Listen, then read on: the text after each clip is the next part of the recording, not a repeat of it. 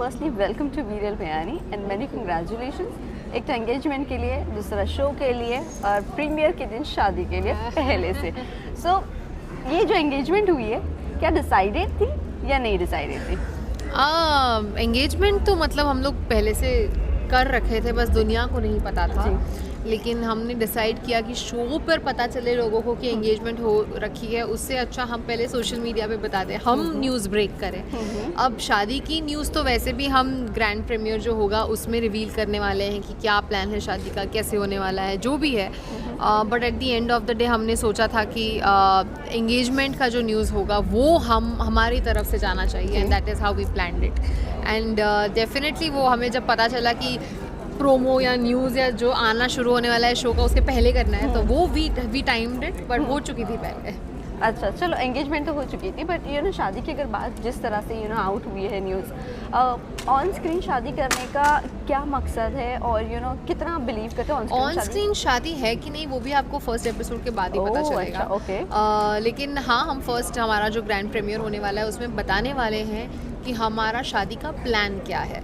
तो आई थिंक वो क्यूरियोसिटी भी ब्रेक होने वाली है बहुत सारी ऑडियंस की, और आएगा, मज़ा आएगा सुनने में, देखने में। और ऑफ कोर्स बहुत सारा कलर्स की बेटी हूँ, कलर्स का दामाद है, तो बहुत कुछ होने वाला है इस शो पर हमारे, तो आपको देखना ज़रूर है। तो क्या हम कह सकते हैं ऑफिशियली पति पत्नी?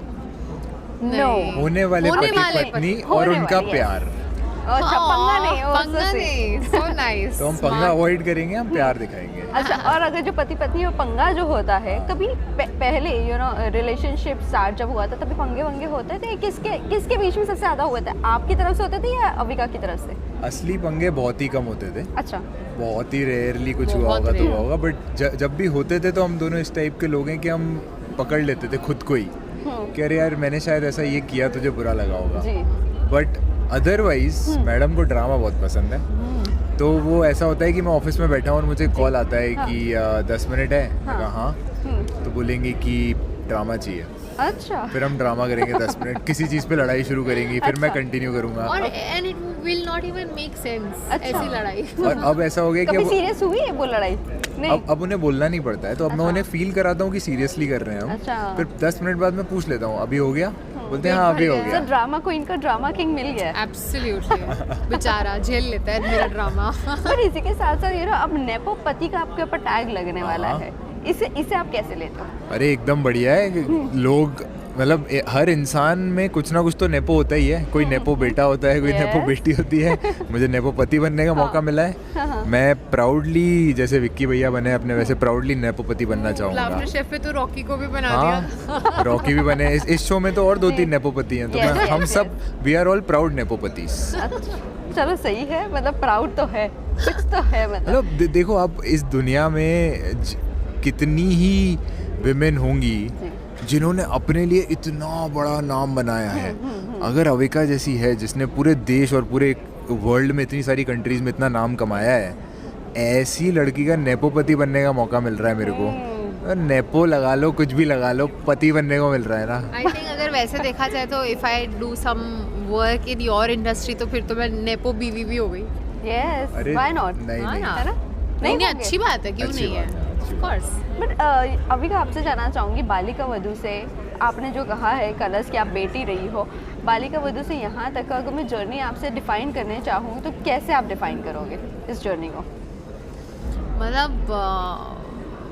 एक रोलर कोस्टर कहूँगी, क्योंकि ऐसा नहीं था कि मैं कॉन्स्टेंटली टीवी कर रही थी, राइट? तो मैंने साउथ किया, मूवीज़ करी, but it always feels like कि कलर्स के साथ जो भी है वो बहुत इम्पोर्टेंट है या बहुत कुछ अलग है या मेरे दिल के बहुत करीब है। तो ये सारी चीज़ें तो कलर्स के साथ ही हुई है मेरी लाइफ में। मैंने किसी और टीवी चैनल के साथ काम तक नहीं किया, कोई और शो किया तक नहीं है। सो मेरी लाइफ में कलर्स जितना इम्पोर्टेंट है उतना ही कलर्स की लाइफ में मैं इम्पोर्टेंट हूँ। And I think which is why हम कन्विंस हो पाए हैं कि हमें ये शो साथ में करना है, क्योंकि ये इतना बड़ा एक लाइफ का स्टेप है about being together as a couple, और ये अब दुनिया के सामने आने वाला है। तो कलर्स नहीं है तो ये तो हो नहीं पाता। So I think big credit goes to the channel. So just because of channel आपने ये शो लिया है या otherwise? I have a bias. Colours मुझे बहुत पसंद है, एंड आई थिंक बचपन से ही आई थिंक जब मैं टीम को भी मिलती हूँ तो जी। मुझे वही वाइब आती है कि उनके दिमाग में ये चल रहा होता है और दिखता है कि ये तो हमारे सामने बड़ी हुई है, हमारी है ये तो। एंड आई थिंक वो अपनापन जो है जी। वो I think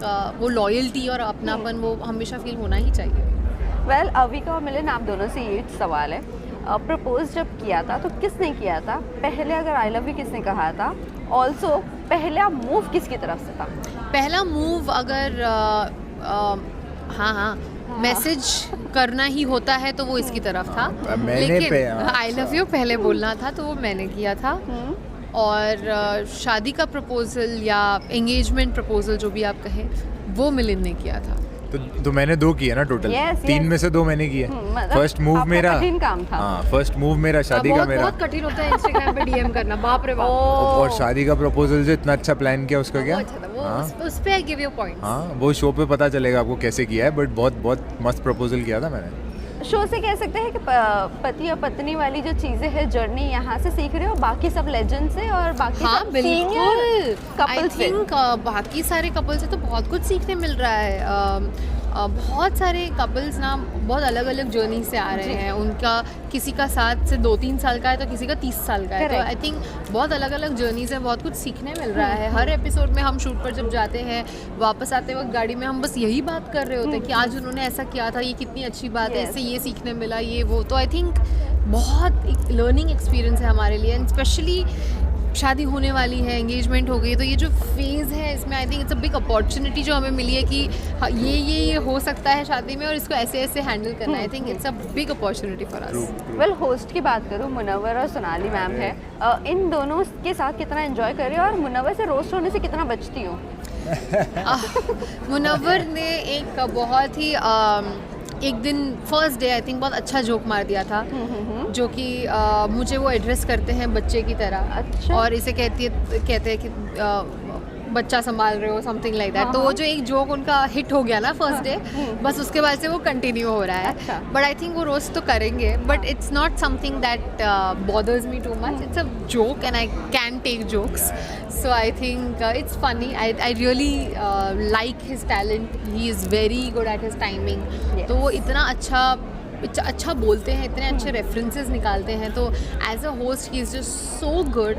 and of course अगर होस्ट की बात हो ही रही है तो सोनाली मैम Yes. ने तो 4 चांद लगा दिए हैं शो में। जिस हिसाब से उनका ग्रेस है, जिस हिसाब से हम सब उनकी सुनते हैं, Right. आई थिंक वो सिर्फ वही है जो हम सबको हैंडल कर जी सकते हैं। जी जी। और मुनावर का जो ऑब्जर्वेशन स्किल है वो बहुत अमेजिंग है। Absolutely. मतलब वो ऐसी ऐसी चीज़ें ऑब्जर्व कर लेते हैं जो कोई नहीं करता, और हमेशा जोक भी नहीं मारते, कभी कभी बहुत प्यारी चीज़ें बोल के चले जाते यस हैं। Correct correct. तो बहुत अच्छा लगता है उनको वो देखते हुए कि यार अरे इन्होंने ये चीज़ ऑब्जर्व करी जो कोई और नहीं कर Correct. पाता। Right right. हाँ। लास्ट सवाल ये जानना चाहूँगी, कौन सा ऐसे कपल है इस शो में जिससे आप बहुत सारी चीज़ें सीख रहे हो या जिससे आपको बहुत ज़्यादा मज़ा आता है?